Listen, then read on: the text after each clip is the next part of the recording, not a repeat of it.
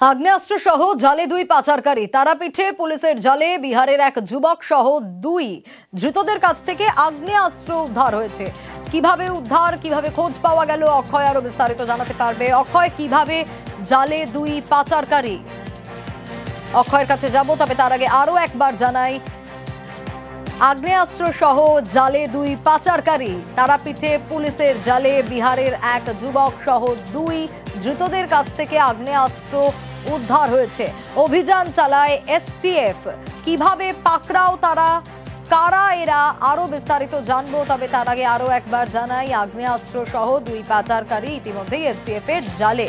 অক্ষয় রয়েছে আমার সঙ্গে। অক্ষয়, কিভাবে এরা জালে এলো, কিভাবে হদিশ পাওয়া গেল?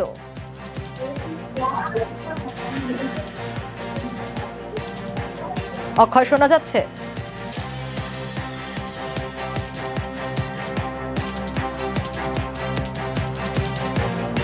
আরো একবার জানাই আপনাদের, আগ্নেয়াস্ত্র সহ জালে দুই পাচারকারী, তারাপীঠে পুলিশের জালে বিহারের এক যুবক সহ দুই ধৃতদের কাছ থেকে উদ্ধার দুই আগ্নেয়াস্ত্র। তারাপীঠের বেসিক মোড়ে এসটিএফ এর অভিযান। পাকড়াও বিহারের মুঙ্গেরের অভয় কুমার শর্মা, ধৃত মিনারুল শেখ বীরভূমের মল্লারপুরের বাসিন্দা। অভয় কুমার শর্মা, যার বাড়ি হচ্ছে বিচাগাঁও, আন্ডার হচ্ছে পিএস হচ্ছে মুঙ্গের, একে অ্যারেস্ট করে এবং এর সঙ্গে যাকে ও মালটা ডেলিভার করছিল তার বাড়ি হচ্ছে মল্লারপুর থানার আন্ডারে বিশিয়া গ্রামে, মিনারুল শেখ, তাকেও কিন্তু অ্যারেস্ট করে অন স্পটে এবং তাদের কাছ থেকে দুটো 7.65 mm এর semi automatic pistol made in USA তাদের কাছ থেকে রিকভারি হয়। দুটো ব্ল্যাঙ্কস ম্যাগজিন রিকভারি হয়, একটা পালসার রিকভারি হয় এবং একজনের কাছে 1500 এবং একজনের কাছে 3500 টাকা রিকভারি হয়েছে। আর এবার নজর রাখবো বেঙ্গালুরুতে বাংলার মহিলাকে গণধর্ষণ। মঙ্গলবার রাত 9:50 নাগাদ চড়াও 5 জন। প্রথমে দরজা নক করে অভিযুক্তরা, পরে জোর করে ঢুকে পড়ে বলে অভিযোগ। মহিলাকে একটি ঘরে আটকে গণধর্ষণের অভিযোগ। দুটি মোবাইল, 25,000 টাকা ছিনতাই। ঘটনায় 4 জন গ্রেপ্তার, একজনের খোঁজে তল্লাশি। বেঙ্গালুরুতে ভাড়া থাকেন এ রাজ্যের মহিলা। ভাড়া থাকেন দম্পতি, 2 সন্তান ও আর এক মহিলা।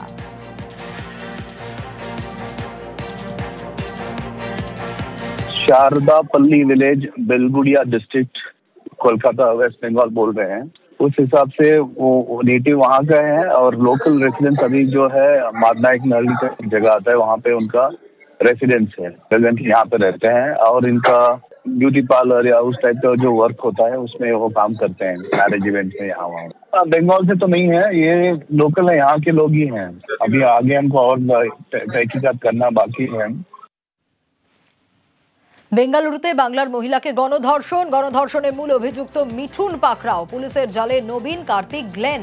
নির্যাতিতার পূর্ব পরিচিত ছিল মূল অভিযুক্ত মিঠুন। দোষীদের রেয়াত করা হবে না, কড়া বার্তা কর্ণাটকের স্বরাষ্ট্রমন্ত্রীর। ಅಲ್ಲ, ಈಗಾಗಲೇ ಅವ್ರನ್ನ ಇಮಿಡಿಯೇಟ್ ಅರೆಸ್ಟ್ ಮಾಡಿದ್ದಾರೆ. 4 ಜನ ಅರೆಸ್ಟ್ ಮಾಡಿದ್ದಾರೆ, ಇನ್ನೂ 2 ಹುಡುಕ್ತಾ ಇದ್ದಾರೆ. ಅವ್ರಿಗೇನು ಕಾನೂನು ಪ್ರಕಾರ ಕ್ರಮ ತಗೋಬೇಕೋ ತಗೊಳ್ತೇವೆ. ಕಾನೂನು ಶಿಕ್ಷೆ ಕೊಡೋದು ನಾವಲ್ಲ, ಶಿಕ್ಷೆ ಕೊಡೋದು ಕೋರ್ಟ್ನಲ್ಲಿ ಕೊಡಬೇಕು. ಅದನ್ನ ಯಾವ ರೀತಿ ನಾವು ಪ್ರೆಸೆಂಟ್ ಮಾಡಬೇಕು ವಿತ್ ದಿ ಎವಿಡೆನ್ಸಸ್, ಅದನ್ನ ಇಲಾಖೆಯವರು ಮಾಡ್ತಾರೆ। জাল জন্ম মৃত্যু সার্টিফিকেট তৈরির অভিযোগ। গ্রেপ্তার করা হয়েছে একজনকে। কাকে গ্রেপ্তার করা হয়েছে? নকশালবাড়ির ডেটা এন্ট্রি অপারেটর, বিডিও অফিসের ডেটা এন্ট্রি অপারেটরকে গ্রেপ্তার করা হয়েছে। আরো বিস্তারিত এই বিষয়ে জানাতে পারবে বিশ্বজিৎ, রয়েছে আমার সঙ্গে। বিশ্বজিৎ, এই র্যাকেট কিভাবে কাজ করতো? দেখো, দীর্ঘদিন ধরে জাল জন্ম মৃত্যুর সার্টিফিকেট তৈরি হচ্ছে, এই খবর পায় খড়িবাড়ি ব্লক স্বাস্থ্য আধিকারিক দপ্তর এবং পরবর্তীকালে অতিরিক্ত মুখ্য স্বাস্থ্য আধিকারিকের মাধ্যমে পুরো ঘটনার তদন্তের পর উঠে আসে যে হাসপাতালেরই data entry operator Partha Saha গোটা বিষয়টি তিনি কাজ করছেন। একেবারে টাকার বিনিময়ে এই জন্ম মৃত্যু সার্টিফিকেট পেয়ে যাচ্ছে বিভিন্ন উপভোক্তারা। তবে এই ঘটনার তদন্ত করতে গিয়ে পুলিশে যখন অভিযোগ দায়ের করা হয় এই পার্থ সাহার নামে, তারপরেই এই পার্থ সাহার একটি মুচলেখা স্বীকারোক্তি পায়, যেখানে পার্থ সাহা নিজে দাবি করেন তিনি এই পুরো কাজটি করতেন এবং প্রায় 450 খানা এই জন্ম মৃত্যু সার্টিফিকেট তৈরি করেছেন। প্রত্যেকটি সার্টিফিকেটের জন্য প্রায় 10,000 টাকা করে নেওয়া হতো এবং এই কাজে তাকে সহায়তা করতেন নকশালবাড়ি বিডিও অফিসের অপর এক data entry operator Nabajit Guha.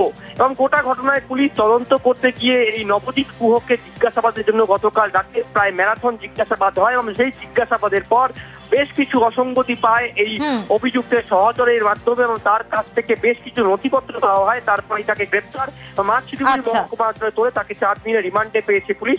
তবে মূল যে অভিযুক্ত পার্থ সাহা তিনি এখনো গা ঢাকা দিয়ে রয়েছেন।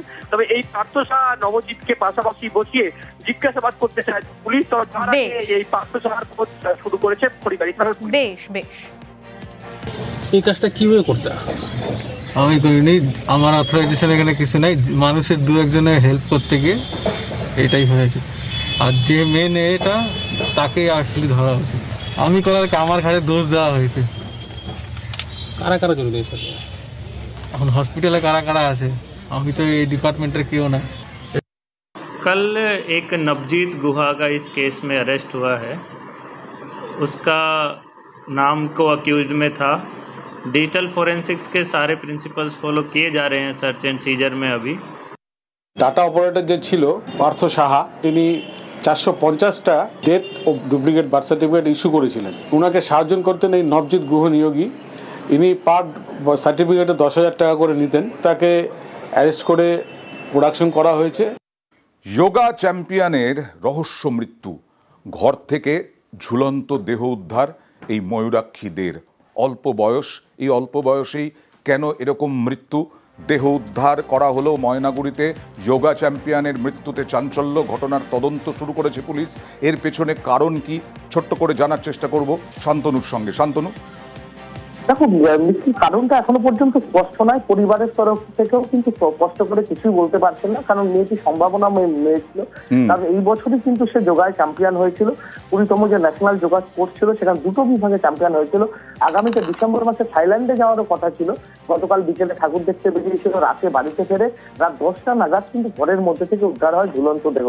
স্বাভাবিকভাবে পাড়া প্রতিবেশী থেকে শুরু করে পরিবার সবাই কিন্তু অবাক এই ঘটনায়, কারণ এমন কোনো ঘটনা ঘটেনি যার জন্য এরকম একটা পথ বেছে নিতে হবে মেয়েটিকে। কিন্তু নেপথ্য নিশ্চয়ই কোনো কারণ রয়েছে, সেই কারণে কিন্তু পুলিশ ঘটনার তদন্ত শুরু করেছে। মৃতদেহ ময়নাতদন্তের জন্য জলপাইগুড়ি থেকে ময়নাতদন্তের পর মৃতদেহ পরিবারের হাতে তুলে দেওয়া হয়। Thank you. কিভাবে করলো, কেনই বা করলো, মানে একদমই মানে এটা ভাবার বাইরে আর কি। আমাদের মানে আমরা ভাবতে পারছি না। আমার সাথে ওর মানে এই ঘটনাটার আধা ঘন্টা আগেও দেখা হয়েছে। আমার সঙ্গে হাসতে হাসতে ও মানে হাত দেখিয়ে বাড়ির দিকে ফিরলো আর কি। তারপরে যে কি হলো বলতে পারছি না, ভাবতেও অবাক লাগছে আর কি। বিশাল রাগারাগি হয়েছে এমনটাও কিছু নয়। ছোট একটা ফোনে মা বোধহয় কিছু একটা বলেছিল, তাতেই সে এই ডিসিশনটা নেয়। অত্যন্ত দুর্ভাগ্যজনক। ময়নাগুড়ির মানুষ সবাই বাকরুদ্ধ হয়ে গেছে। এত মর্মান্তিক ঘটনা, মানে খুব খারাপ লাগছে। এতটুকু একটা বাচ্চা মেয়ে, মাত্র 14 বছর বয়সে এই হয়ে যে মানে আমাদের পুরো রাজ্যের একটা রত্ন হারালাম। আমার ওয়ার্ডের ও ছিল গর্ব। আমিও মানে ওকে গিয়ে আমি নিজের হাতে সম্বর্ধনা দিচ্ছি। আমি ওই দৃশ্যটাই বুঝতে পারছি না। এটা আর কিছু বলার অপেক্ষা রাখে না। এত খারাপ লাগছে, মানে কি বলবো আর।